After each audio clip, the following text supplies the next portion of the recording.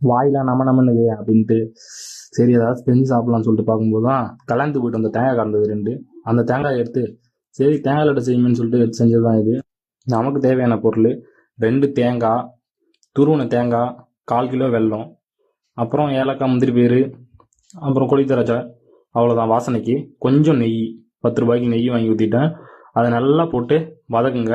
இதெல்லாம் வதக்கி பொன்னிறமாக வர அளவுக்கு வதக்கி அது கூட செத்தி வச்சிருந்த வெல்லம். ஏன் செத்தனை வெல்லம் தான் போடணுமா அப்படின்னா, நீங்கள் செத்தனை வெல்லம் போட்டிங்கன்னா கெட்டிப்படாமல் இருக்கும். அதை அப்படியே நீங்கள் நல்லா தேங்காய் கூட நல்லா மிக்ஸ் பண்ணி கிண்டினீங்கன்னா நல்லா கரைஞ்சிரும். அது கூட கரைஞ்சதும் அதுலேருந்து பாகு விட ஆரம்பிக்கும்.